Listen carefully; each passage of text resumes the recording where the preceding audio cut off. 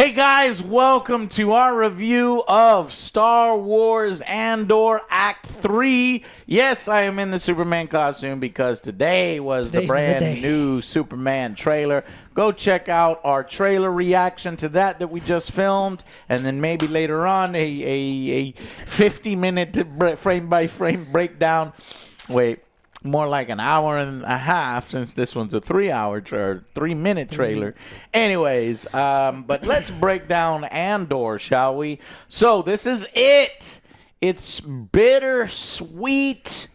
It's a sad day today, but boy, yesterday I had so much good content. I was playing Clair Obscur, Expedition 33, just beating bosses with new builds, just good gaming. And then before bed, I was watching Star Wars Andor. I was like, oh, I'm just immersing myself in such good content, good entertainment. Because Act 3, pretty good. I expected Act 3 to drop off, disappoint me, be rather pointless. But I think I had set my expectations where they needed to be, which is connecting straight into Andor, not being this huge, satisfying conclusion. That's not what, Gilroy does here. He's not. Tony Gilroy is interested in realism, interested in fleshing out what it would be like if these events actually happened. And real life is not sometimes satisfying. It's messy. Threads are often left unresolved. Love left unrequited. No, but you know what I mean. So, and that's what these 3 episodes really build towards. Essentially, the main stuff we get, the conclusion of Daedra's. Is it Daedra? Yeah. Yep. Daedra's storyline, which ends in, a way that is satisfying for me. She ends up in a fucking prison outfit, the same prison outfit that we've seen in Andor Season 1. So she's fucked with no possible way to get out. It just shows that how the Empire chews through people.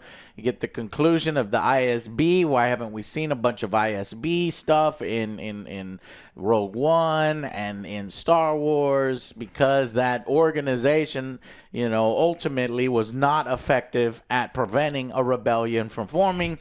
The rebellion has officially formed, and tying directly into the Death Star. How'd you know about that? What'd you say? It's like, and how it's all propaganda. Don't believe that. How aggressive the Empire is about protecting their secrets, which in some cases I'm like, man, y'all, I'm surprised they're not cocky enough to be like, yeah, go ahead.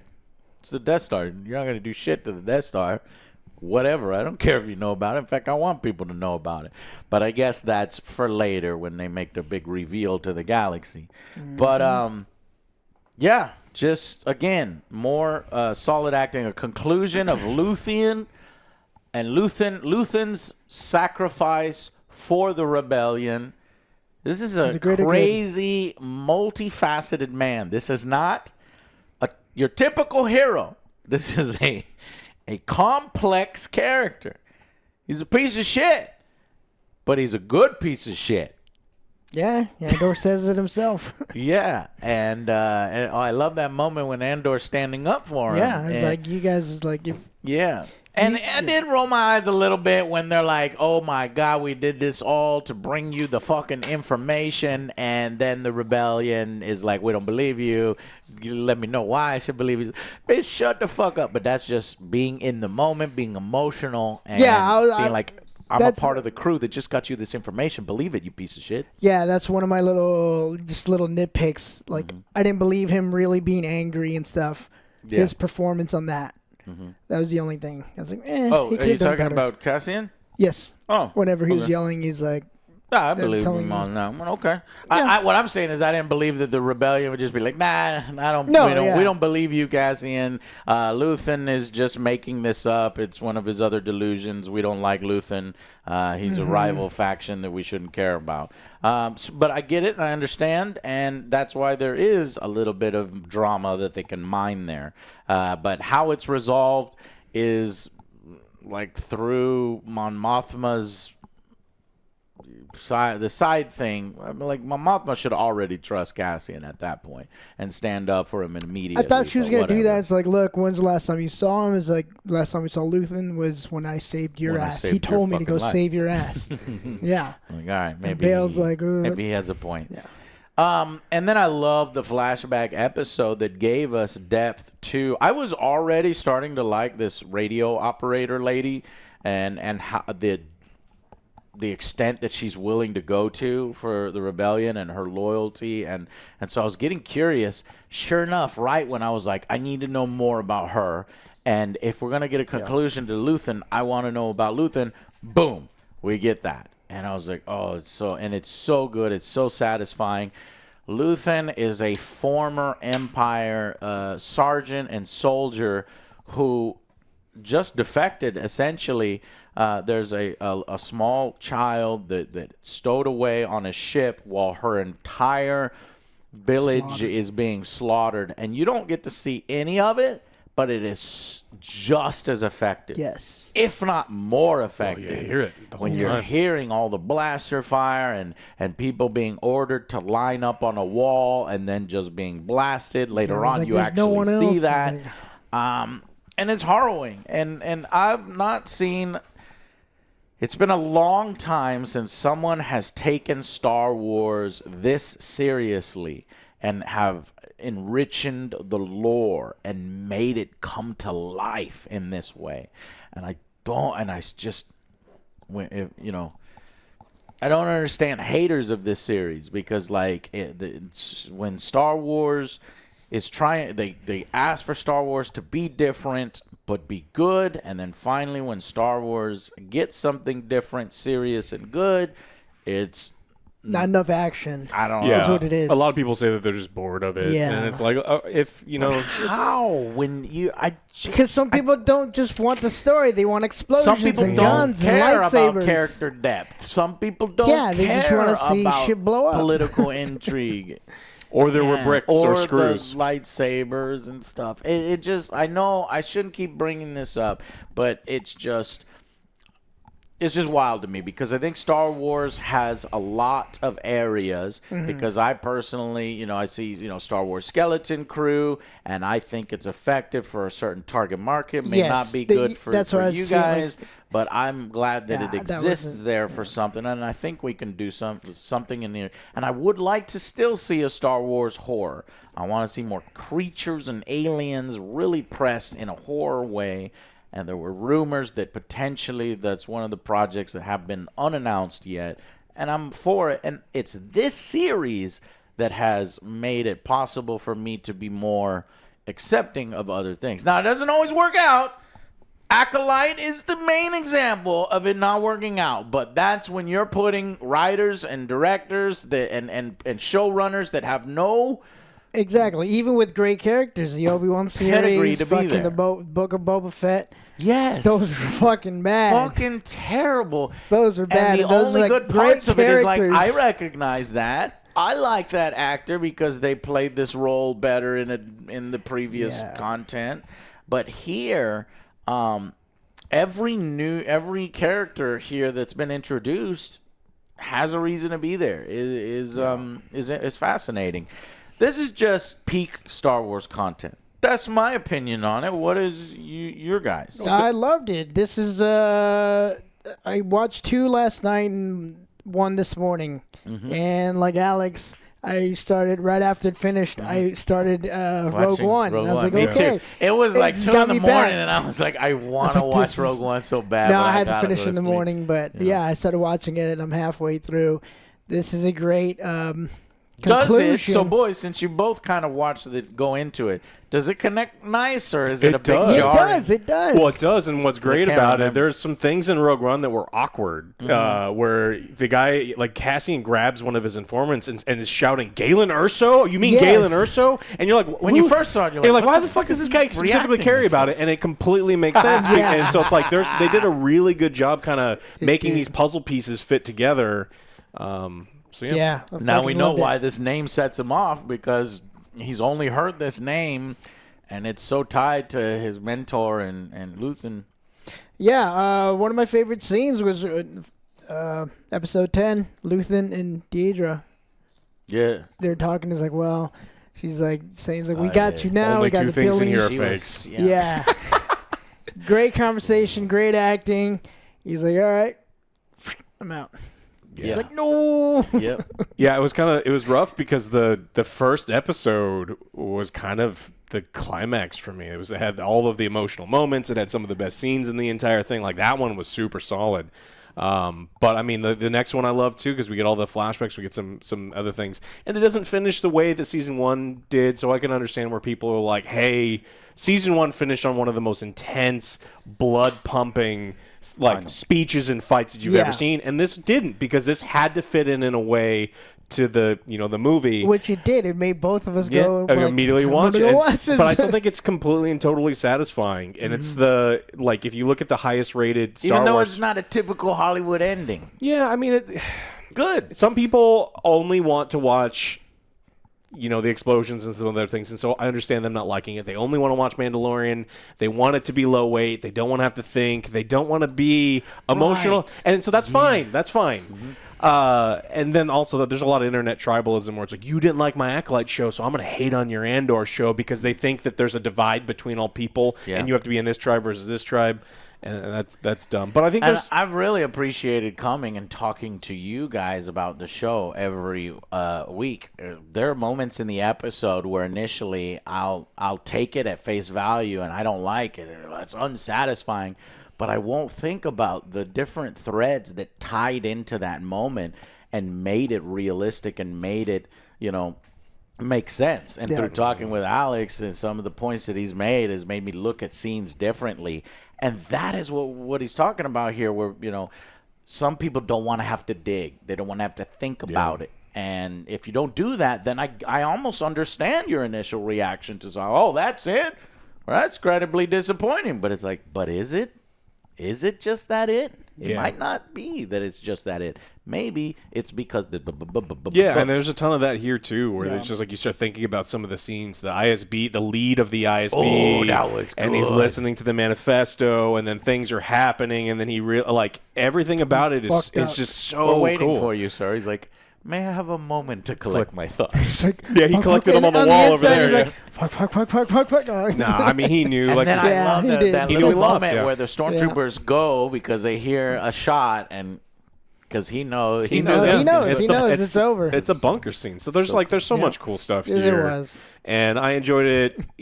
I do think that it doesn't have the impact for me that season 1 does, but man, I probably not. adore season 1. It's one of the best series of Star Wars. Like, it's the best series of Star Wars as far as like being consistently good and ending on a banger. But just because this one didn't end at like that crazy high note, like, it doesn't remove the impact for me. So I loved season 2 as well. Yep. Yeah, I do think season 2 ends really great. It's just different. It's different because it has certain. Whereas season 1 was more open, it's like you interpret how the rebellion was going to be created. Season 2 is like finish interpreting, but Disney and the lore that we've established, you must come to this point. You must include this because it's so integral to Cassian's character, and KSO appears, K2 appears in the next one, so we've got to do a K2 scene. There are requirements there, but even with the requirements and the assignment, the dude, in my opinion, aced the job. He did the job, even with some of the restrictions and the pathways that need to arrive here that may not necessarily be the most satisfying Hollywood typical ending. Because It's very poignant. At the end, we get very short clips and vignettes of different. I said the word right.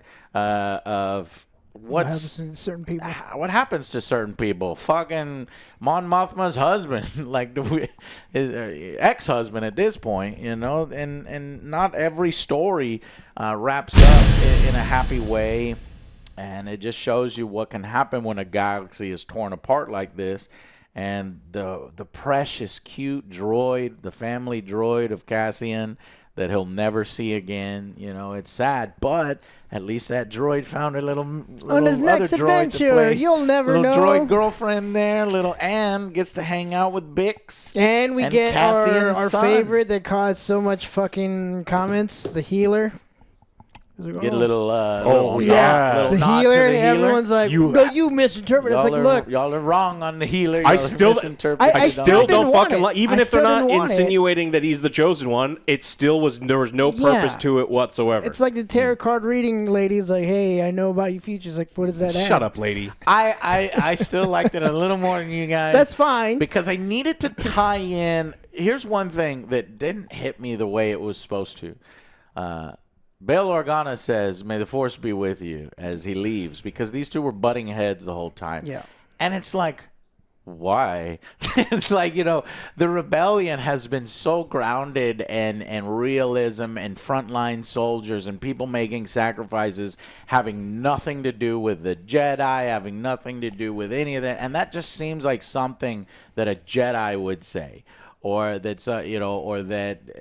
But I guess at this point, it's become almost a religion for some people, and some. But that's kind of how it felt whenever like, she was there doing the Force healing and stuff like this. Like, look, it didn't. But that's why I think they there. put her here, because it's like we need to make sure that people understand that there are people within the rebellion that are into this. It makes religion. sense for Bail though, like because he's an important character. His daughter's a Jedi, yes. like Obi-Wan. We know that Obi-Wan has saved his daughter again, and so like he's constantly dealing with Jedi post Order 66. Yeah, so it makes sense. So it makes for him. But as far as the rebellion, at that point, all your frontline soldiers, I don't really buy it. Random bullshit hero lady that mostly doesn't work. It's like, but it wasn't from me. All right, anyway. It's Force essential oils, Joe. You just got to rub more on. Well, I just brought it up because she was there at the end when he sees him walking away. Yeah, she knows he's about to die. Final journey.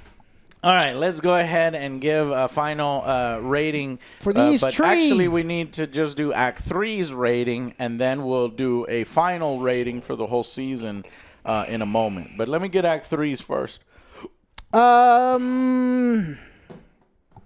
I know. For Act 3, I was going over between a 9 and a 10, and I decided that I'm going to go with a 10. And I had to think about it for a while, and it's almost like a series in reverse order, because it starts, for me, the things that hit emotionally the hardest happened in the beginning. The really big things that happened with Luthen, and then we get kind of the Luthen's journey along the way, and it kind of almost winds down because it's winding down into a movie. Yeah. And so because I was like, man, that didn't end exactly the way that I wanted it to, but it's like, hey, I got all of the emotional the things that I wanted.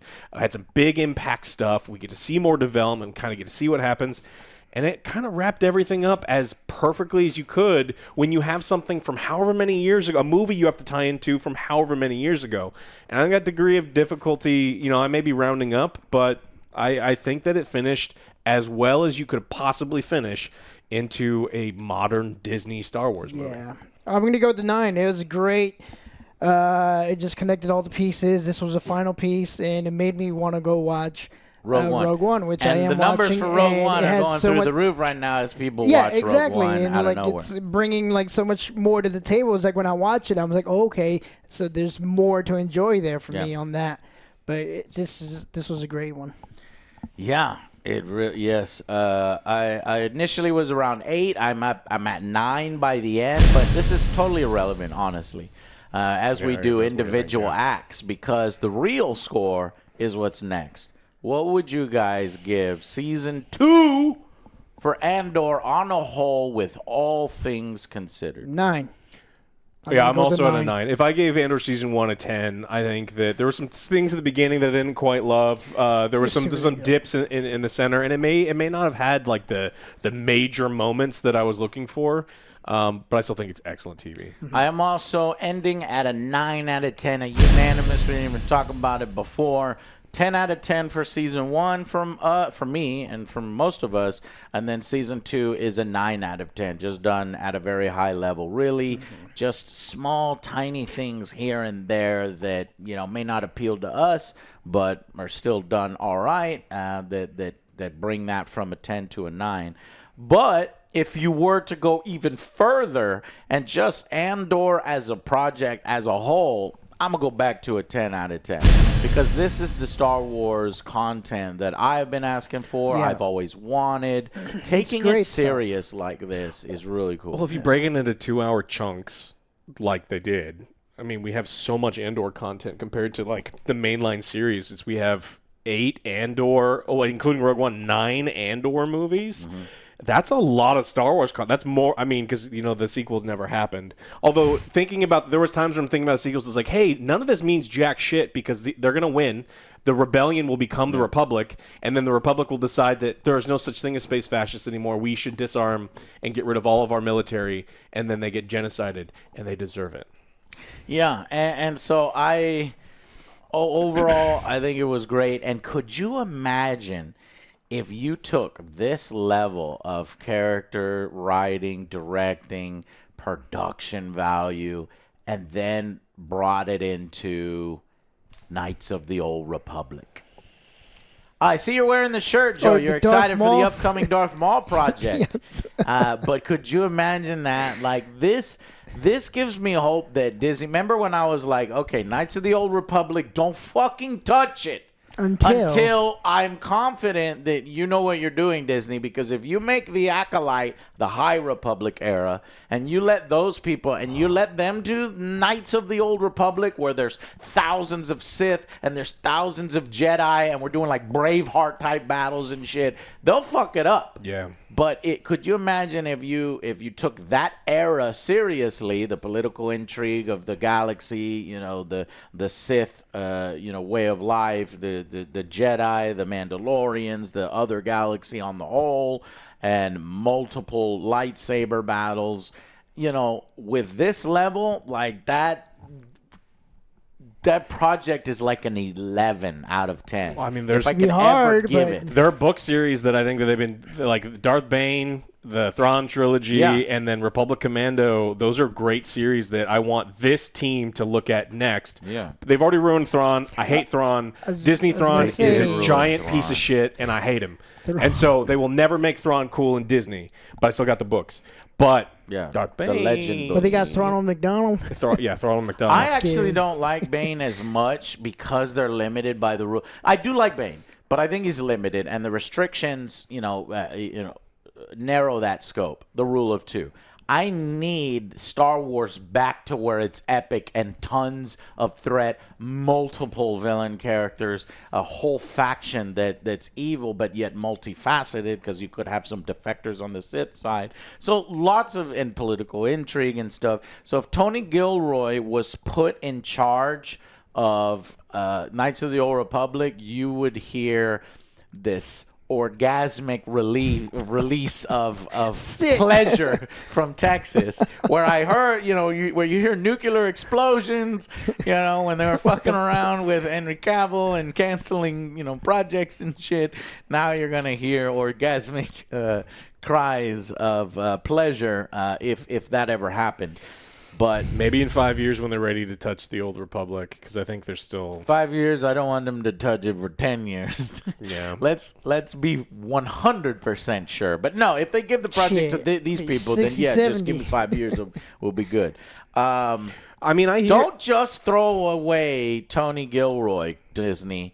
Like, you've handed out money to every fucking director, and then you've also been this incubation project. Like, isn't it precious? Let's get this new hot and coming actor and give them the director's chair and give them all the resources they need to become a director and handle Star Wars. Let's even bring people in that have no business writing for Star Wars and have no credits to their Wars, name. what the fuck is that? Yeah, when you actively actually dislike get the Star Wars too. Some don't like it. And when you actually get somebody like this, where all of your seasons CEOs, all of your suits, all of your serious people were like, wow, this is great content. May not be getting the numbers because our subject matter of Andor and the formation of the rebellion is very niche and not necessarily mainstream appeal.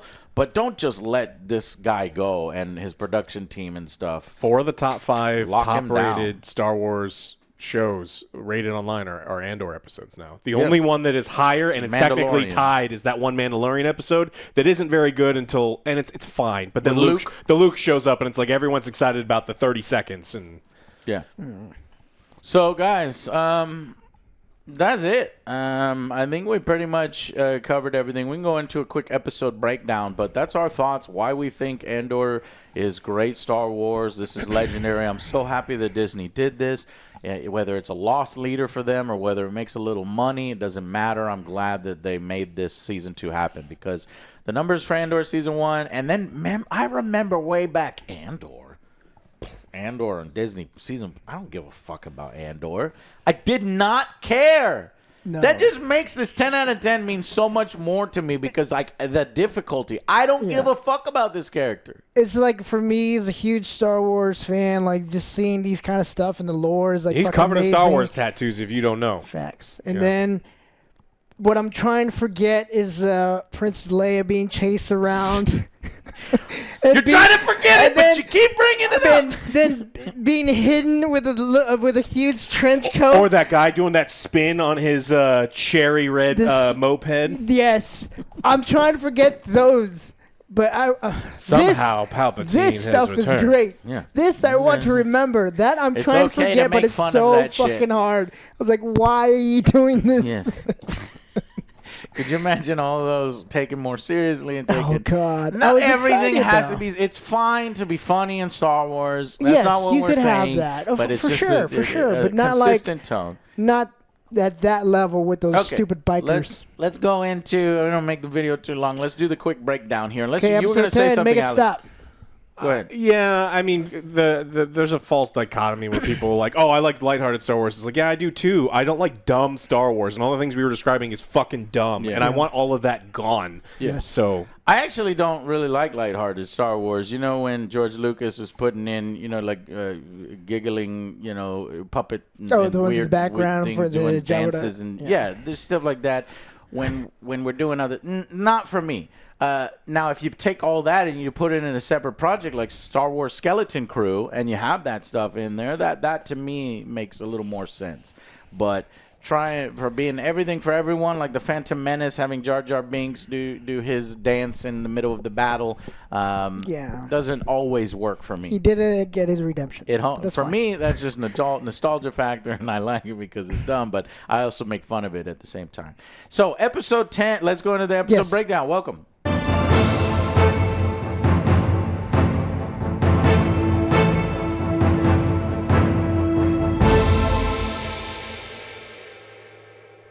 Hey guys, welcome to the breakdown. Episode 10, Make It Stop. All right, so this is when the dude that's undercover in the ISB or that Lonnie has taken over and basically burned his cover. He tells Luthen, and I'm sitting here, I'm like, don't fucking tell him. And he's like, I need to know more. And he's like, I need your protection. And it's tension there because I got a wife and kids. Like, if you fucking tell him everything, Luthen's going to murder you right there on the spot.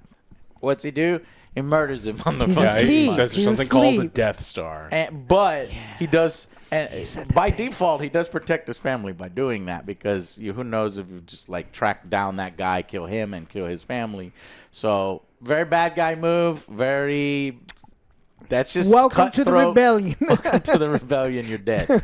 It tells him about Kyber crystals. Tells him about the super weapon. Tells him about the Death Star. He needs protection, and Luthen just gets the info, murders him.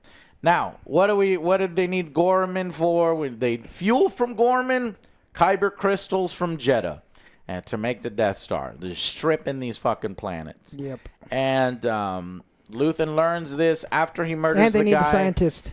He realizes, he starts destroying his radio with this little metal liquid stuff, and at this point, the heat is so high, he knows that he's been made, and it's really just a matter of time.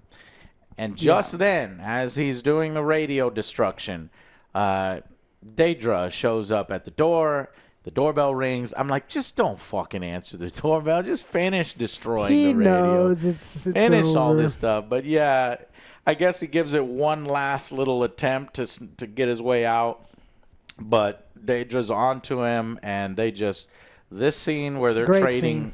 Yeah, and it's great on multiple levels because Daedra also is making a huge mistake that she's just so confident and so full of herself and on this revenge quest and almost taunting like I got you, bitch. Yeah. But because she does this, she fucks everything up for herself. Great scene. Yeah. It's like, you disgust me. What do you mean she fucks everything up for? Well, instead of letting all of her bosses know, bringing multiple teams, Not letting him get a chance to off himself. right? Yeah, he offs himself, would kind of fucks everything that she wants and do it. They have the scene where they talk about this dagger. Yeah. I'm surprised he didn't just slash everything so that he'd be completely gone because they're able to do this. Yeah, they don't show where he slashed himself. I mean, the reason she gets arrested is because Young had been snooping in her shit, and so yes. So she was already going. That's just her nature, but that still ties into what I'm saying is that her nature is getting her in trouble. She has this obsession with, stopping these people, gloating at that moment, It's and been so years, all of so her she mistakes finally catch found up him. with her. Yeah. It's this pure fucking hubris type of thing that the Empire. Some are incompetent, or some are so competent, but then also have character flaws. And in the Empire, these things are. Yeah, in both seasons, they make a huge point where all the people in the ISB, they're like, you double underline my name on this report and let everyone know that it was my thing. I did this, and they're all trying they're trying to kill each other to step on each other and rise up, and it don't work out. And you become a victim of it in the end. Yeah. So Luthen tries killing himself before being taken, but he ends up on the med bay, and this becomes a huge plot point where the Kleya has to go in and save him and or finish him. Kill him. Not save him. I think her intention was probably always to kill him well, and finish him you know off. what I mean? Like, put him out of his misery. Save him from torture if they do survive. Yeah. In episode 10, we get the Luthen flashback to his defection, where he's saving the little girl as a radio operator. We already talked about that in the main review. Yeah, he's a broken man. Extremely well done. Broken man. Defects. Awesome. Meanwhile, Kleya is helpful in negotiations as this storyline in the past continues. She kind of pulls her own weight, and a relationship forms there. Yeah, he's still kind of like still affectionate, but still cold-hearted. It's like, you're my dad? He's like, only when it's convenient. Only when it's convenient. He's like, okay. I was like, damn, that's brutal, but it There's is what it is. That's just his character. There's not a lot of jokes in Andor, but there's a joke in Andor episode 10, which I thought was appropriate. It's fine. It made me chuckle. She, in order to get to the hospital, she dresses up as a nurse, and then she takes this little E.T. woman, this little alien, granny alien, and then she's on the elevator, and then when they cut back from a flashback and she's on the elevator waiting, the little alien grandma's like, eh? and then she kind of snaps back into reality. She goes, what? And I was like, this is an opportunity to do the little cameo because the E.T. race is in this show. But no, that's not the E.T. It was just this little granny, and she actually has the name Granny something. But anyways, yeah. And then we keep doing the flashbacks, and she watches how the Empire kills these prisoners on a firing squad, just right there in front of everybody. While you hear the crowd is not reacting well to this, and they hate this. And there's even a little kid that just gets killed. Well, there's a terrifying line where he's like, "Yeah, a stormtrooper took a bolt to the head from a sniper last week, and they keep finding people that did it. So they keep murdering all the people."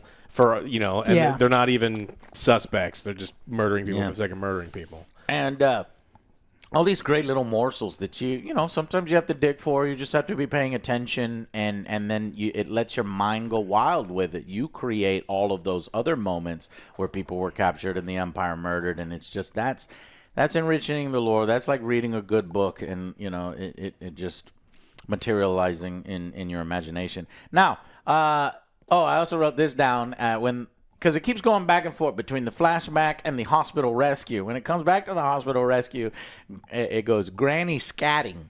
So, you know, she's kicking her feet and she's just singing a little song. She's just happy granny. It's a happy granny. And I go, clearly OJ's type because she's a granny.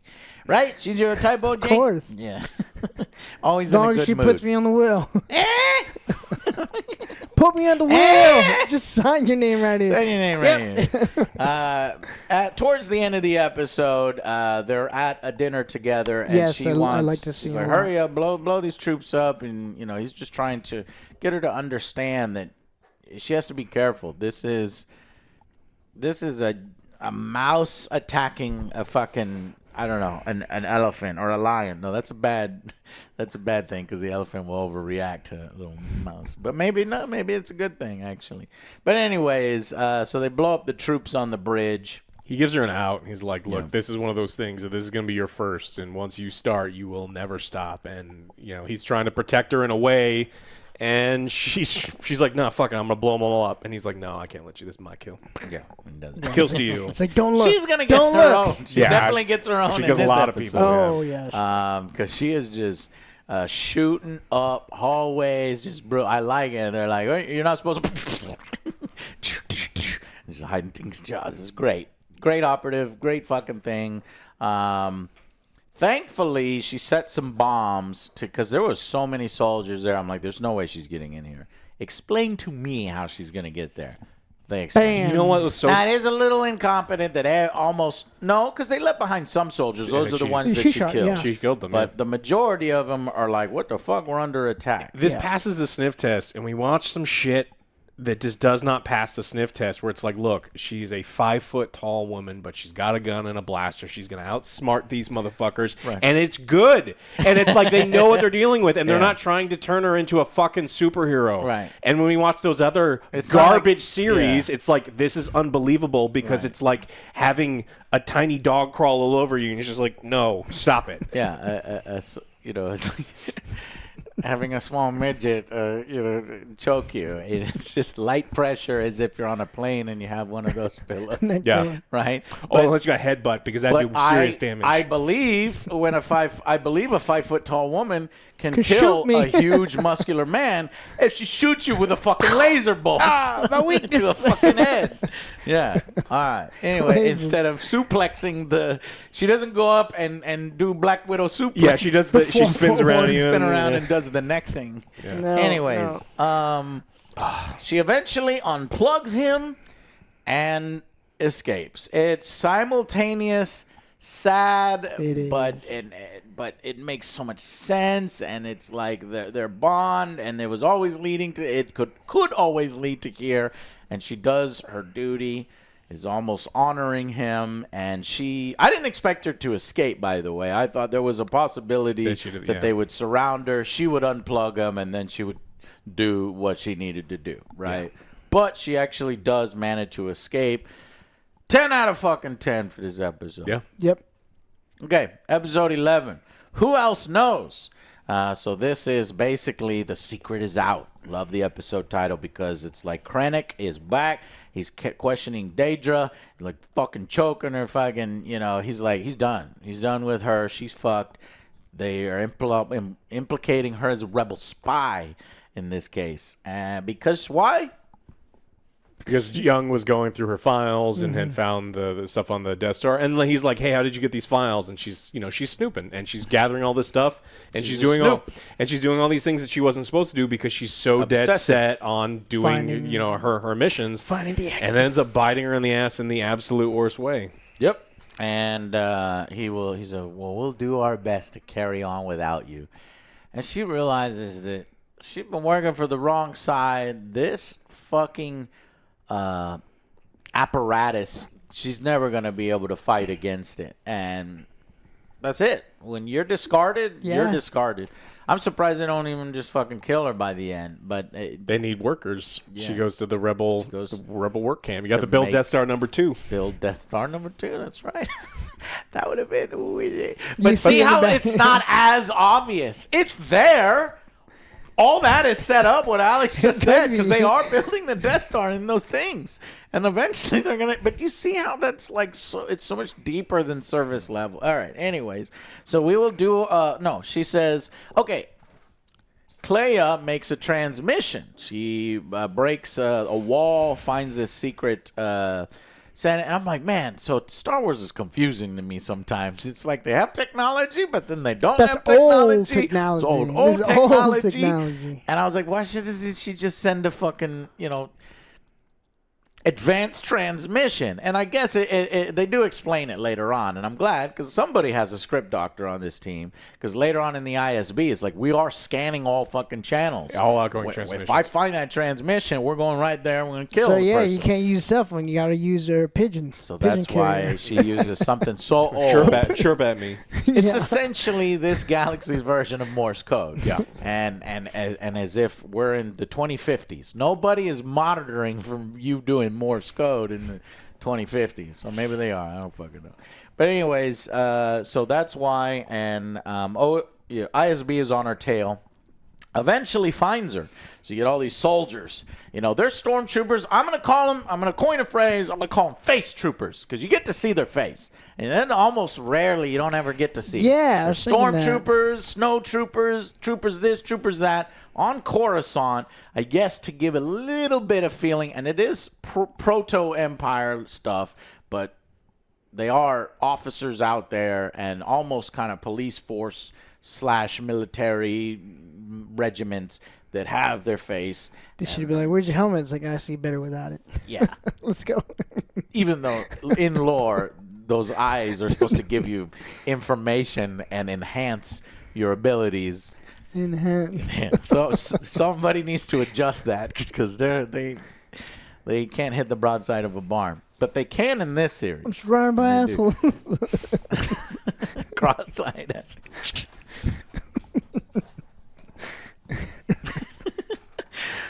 Anyways, the KS droid is playing gambling with Cassian and his men on Yavin. We're seeing them laughing, having a good time. I was like, okay, well, this is a 1-year jump, because, Cassian is laughing, having a good time. I'd be mopey and like, damn, that hot chick, I let her go. My life sucks now. She's safer now. No, he understands. He got over it. He understands. It's like, look, he wants her to be safe. Right. He brings too much heat. I never really, by the end of the series, I never really understood. Does he know that he had a son? Or she never fucking told him? No. I'm pissed at her for You're never dead. sending a communication. Oh, well, I mean, from her perspective, like if she did tell him, he'd just come for her. Yeah. Yeah. And then he's too important to. She knows he's too important. Yeah, and she it's said just that like, before look, he you left. gotta. Good point. She's not planning on him See? exploding. It Yeah. makes sense. But he explodes. Yeah. It's like she thought he was coming back. Mm-hmm. I can never die. Yeah, and then we have Supervisor Hurt, and he, again, the ISB, as Alex said, playing off each other, backstabbing each other. It blames Daedra, arrests Daedra, we've seen in the previous scene, and now he is on the trail of Clea, and and we have a scene of Krennic and this other guy worried as fuck. Mm-hmm. But I'm like, honestly, should they be that, worried? I mean, should they be more confident that nothing can stop or destroy the Death Star at this point? Well, it's not operational yet. And so, like, in Rogue One, Tarkin is talking to him. He's like, you've had how many setbacks? I'm about to take this thing away from you. It's going to be my Death Star instead of your Death Star. And they've insinuated that the ISB is going to get torn down because it sucks at its job. And so it's like everyone there is kind of... that's why they're heightened at this point. Yeah. And I'm like, man, that does... And I feel like this is their last chance of trying to find out the access and all their information and stuff. Yeah. It's like... Right. Krennic, I don't really think gives a shit too much about access. His mind is on the Death Star. Yeah, he's worried that the information has gotten out, and you know that Tarkin could eventually take away the entire project from him, like he does. Now, another thing I put a question here. Why not just transfer the info to that machine? So when you have that Morse code thing happening, I think it's implied that it doesn't record anything. You just have to be there at that moment to receive that transmission. I was like, that's dumb, man. This technology would have made a recording of all the things. They don't want that, through. though. It's like they could just be in the wrong hands. You're like, oh, I have the recording right here. Yeah, and she's just sending a simple message. Joe, fuck you. But she's not saying like Galen Urso, like all those other things. She's just like, hey, come pick me up. Yes. Yeah, but with information this important, I'm like, you have to just say that. Because it doesn't matter if the information gets out. Just put the information out there. That's just the one thing that I'm like, okay. But so then in this case, they come and pick her up so that they could save that information. Which they think it's Luthen. Yeah, they think it's Luthen. And KX. If Luthen's in trouble, we got to go save him. Yeah. KX rips a bunch of people in half. The rebellion is fucking pissed at Cassian. General Davitz Draven is this guy's name, and he does. I'll tell you his conclusion in because he has a conclusion in the comics. This guy that keeps cock blocking Cassian. But I mean, it makes sense because like if you just have wonton fucking soldiers flying and mercs and stuff, we need these people are going to figure out where Yavin is. So it makes sense. No, if they can capture that, we know they can torture information out of you, and so it's like you're risking everything. Andor goes to her, meets up with her, and we get another great fucking scene where we have these face troopers coming out, making sweeps. The supervisor Hurt uses a Ghostbusters thing. Still have that? No, I put that away. The TK meter to figure out where they were, but it was just one level below. Yeah, I was both tension. mad. I'm like, come on, you got to be hurrying up, and they're all kind of casual about it. I was mad, and like it was an intense scene. I'm like, what the fuck are you doing? Let's get the fuck out of here! Come on, stop it! They don't know they can be tracked. So. Yeah, but at the same time, you just keep that same urgency that you had to get there. We got to go in and out. This is very fucking important. We got to go back to Yavin. Because they're right on it, but they don't know that. So, yeah. But anyways, luckily, KSO goes out there to help. And I like this scene where he's just walking. He's like, are you with us? You one of us? And nope. He goes, no. Yeah, he throws him off the ledge, and he falls like 9,000 feet. Yeah. Like, what's going on over there? He turns into tomato soup. And destroys the console, kills the pilot. But what's awesome is that we've seen these bots previously in the last arc. We know how dangerous they are. And I was like, them 6 troopers they sent in there, those face troopers, they're done. Yeah. Because he just comes down the hall, and that's exactly what happens. They turn around. I laughed at this other scene where he just picked him up. He's walking. The guy's like, so good. Yeah. I was like, damn. So That guy's such a good dead. resolution for that particular piece of shit. Yeah, he's just holding him up Weasel. like a rag doll. Supervisor Hurt is just used as the shield. Hurt. That hurt. Yes. Yeah.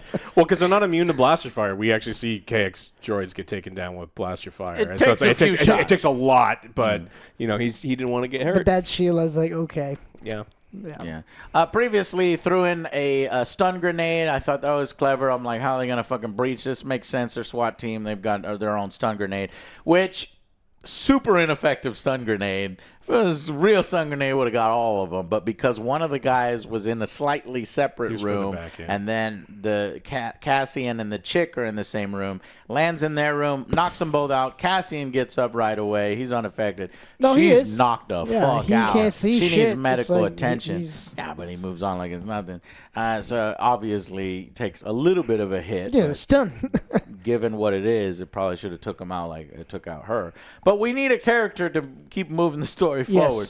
So the team basically manages to get out. And I like Queso. He's a funny guy. All business. And yep, they go back. Disobeying orders. This is the 17th. This is the 18th time we have disobeyed orders. I like that he's counting. So, another great episode. I'll give this one like a fucking 9. Maybe even a 10. I don't see. Lower for me. I'm going to go between 8 and 9. When go with 8. Eight. How did this one start? This one started with Krennic questioning Daedra in jail. Okay. Mm-hmm. And then it ends with them flying off. Flying off back to. Oh, we missed the guy killing himself. What did I miss? Like where? Because that's that's the next episode. That's the next episode. Mm-hmm. Yeah, then maybe a 9. Yeah, 9 out of 10. I'll say 8. 8. Final episode 12, Jeddah, Kyber, Orso. And this episode, I have a few notes because at this point I was fully immersed. It was just fucking believe Cassian. Cassian comes back. They're going to shoot him out of the sky because he doesn't have permission, but they do let him land. Everybody points guns at him, and they can clearly see that it's something urgent. Somebody take it over. Yeah, I mean, we get to the point where Saw is a crazy person, and he's a crazy person because he huffs a bunch of gas, and he's legit nuts. And Luthen, we're supposed to believe is the the opposite side of the coin, but he's also crazy, and he has all these crackpot things, and the rebellion proper doesn't like the guy because he does fucked up shit. Now, they don't like to know that their rebellion was built on the skeletons of all these people that Luthen killed, but it was. And so Cassian gets there, and he's like, this is a situation, and there's some people that just hate Luthen. They hate all the things that he's done. And they're just better than him. They're not willing to do things that way, but you can tell Mon Mothma's listening. Yeah. And so She's the only one. she has her cousin. It's like, look, go talk to him. Let's figure out if this is real, because if this is real, we need to be on top of it.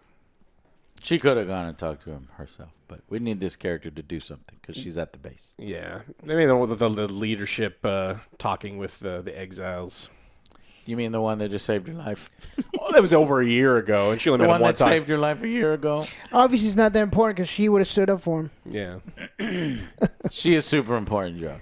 The only one that seems to have more importance than Mon Mothma is Bail Organa. I guess he's funding pretty much the whole. No, I mean, like, she should have, stood up and defended him at that table. Yeah. It's like, yeah, I believe him because Right. Luthen saved my life. He brought him. Mm-hmm. So, But she's so calculating. Maybe she thought that she ain't gonna be hurt. Luthen also killed her best friend from childhood and all these other people. So it's like there's mixed feelings on all of these things. Yeah, so. for sure. So we get that scene where Andor is. We have the captain here. He has something to tell y'all, and he's giving his impassioned speech on what just went down. And we've got these annoying fucking rebellion characters that are like, there's no point in this, and just shut the fuck up. I want to punch. Yeah, every they're single just one like, of you guys. Luthen was a madman. It's been a year. His informant was probably lying. It's just a trap. So we don't believe this.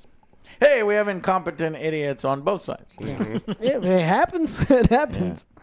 What else? He's grounded. He goes back to his quarters. So he goes to visit the assistant for a little bit, but then goes back, and then we get Val, right? Val and her talking. They're toasting to the fallen soldiers. They name everyone. It's like, well, we can't really drink for everyone, but they try. But they do. They do. They're like, hey, for everyone. Then they start talking about what's going on. And she's like, all right, well, tell me what's going on. What's really going on? I was sent here to find out. Yeah. And then Rhea gets up as Val leaves, and she sees her just walking in the rain, and they talk about the things and realize all the things that have been happening. And then she goes and tells her cousin what's up. Simultaneously, Draven has been getting messages from the dude on Jeddah, some other, I don't remember, Travix or something like that. Yeah, and then so he's a mole within Saw's group, and he's been keeping tabs on him, and he's called 8 times, and I'll only speak with Andor, let me talk to Andor. And so they're realizing that something is up because we're getting messages from Jeddah constantly. We've got this new thing here. And so maybe that there is something here. And they say, you're on Jeddah. He's like, no, I'm not. I'm everywhere. Yeah. He's like, he's just like he's huffing paint over there, and it's like, what are you doing, bro? He's crazy. Yeah, and so they just said, fine, you got to go, and you have to figure out what all this thing is. Go there and see if this is something that's real. Yep. Overwhelming evidence at this point, and they let Cassian and K2SO to fly to over there to meet with the informant. And meanwhile, Clea kind of wakes up from her kind of stupor and accepts her new group of people here on Yavin with Wilman and Mon Mothma and Vel as her new home. So I didn't think that she'd be accepted, I don't know if it was a slight smile. It was like maybe kinda she's weird. seeing some hope. Yeah. The rebellion. Yeah. She's like, all right. She's like a little cool. bit like, we do have a chance. We might have a chance after. I did see that. Thank yeah, you. subtle. Yeah. She knows that they're not going to like her. Never. Then we get a great Kill too many scene of people. Partagas basically committing suicide upon realizing that he's going to be arrested. You can either spend the rest of your life in jail or executed. You might as well do the one thing that you have control over. And it fits so perfectly because he was listening to the manifesto, which was essentially saying that you don't have any control and everything is going to, the empire, this and that. And maybe that got into his head a little bit. And he's like, my organization sucks. These guys won. Also, the manifesto's right. I don't want to be tortured to death. I don't want to build Death Star 2 for the rest of my life. I'd rather blast my way out. He's too old to be lifting shit like that. Well, you watched that episode, right? There's an ancient dude in there that keeps fucking everything up. They would absolutely make him do it. Meanwhile, Daedra is in prison for the rest of her life. Yep. Lights go off. She's crying. She's in prison for rebel crimes that she did not commit, and that's perfect. Yeah. Kind of blamed for that shit all as a patsy, just as the Empire does. Finally, on Mina Rao, I had to look this up, that planet with the all the wheat, B2EMO, the emo droid, plays with another droid while Bix is cradling a baby. Why was there not more slow-mo in the wheat field? Wistfully towards the horizon. So apparently she had sex with another man and she just betrayed Andor and has a different... No, this is Andor's son. Yeah. So there you go. And maybe one day she'll say the hero of Andor, which we never hear again in the story because obviously this came after Star Wars: A New Hope. But he deserves praise, and hopefully... Then we see the ex-husband. Same thing with Luthen. Getting drunk. Yeah. With his new chick. Oh, yeah. Then we do get the little... I didn't need a wrap-up for that guy. Yeah, I don't know. I was like, why is this here? I was like, oh, shit, this is going to result in something. And it doesn't really. It just kind of shows that lives have been forever wrecked and changed in various ways. Mon Mothma now has to deal with a... shitty ass haircut, and that's what they did. I was like, well, now we gotta do it. Hey, we ain't got no barbers here, all right? No fancy. She tried to do that cool, Senate. like they always do with scissors. They cut their own hair, and it always looks cool, but not for her. Yeah. What else do we get on this one? Yeah. At one point, it was supposed to be, the rich guy that was buying all the museum pieces, and they were worried that he was talking with the Imperials too much. This was cut from it, but they did talk about it, the director. He was like, one of the reasons why they couldn't shut down her speech was because that guy owns the SNN or something like that, the network. And, he made that last-minute decision to kind of... because he was kind of wavering back and forth between, like flirting with the Imperials and flirting with her. But he knew her well enough that he's like, I'm going to keep her speech up there and we're not shutting it down. So that guy, but they cut that. And, yeah, I think everything else has been resolved. So lots of sacrifice. Great segue into Rogue One. Perfect segue into Rogue One. It enriches Rogue One. I want to watch Rogue One today, just like everybody else is watching it right now after they finish the series, Rogue One. And they are seeing the Rogue One numbers go up, being watched a lot on the service. That's good, though. Great thriller, great spy thriller type thing that establishes the rebellion, and now we know, and I think it was done so well. And yet again, 10 out of 10 on the environments and production design, and all these locations just look real, better than the volume that they might have used the volume here and there, but it looks better, in my opinion, than the locations in Mandalorian. And they spent 250 million, 260 million, like that.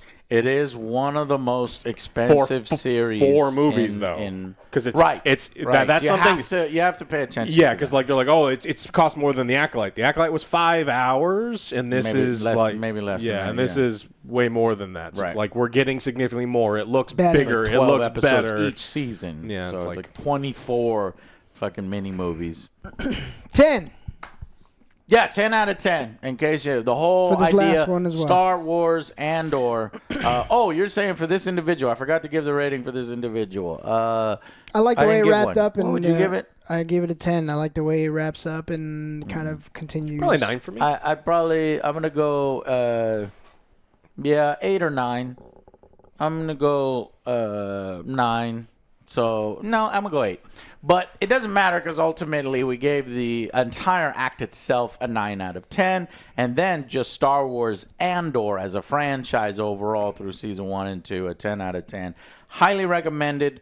This is the kind of stuff we want Disney to produce more of. Please do not let go of Tony Gilroy. Let him do something else within the Star Wars universe. I would be first in line for it. They're gonna have him do. I don't know. They'll let him walk. Paramount Plus will pick him up. Oh, no. Yeah.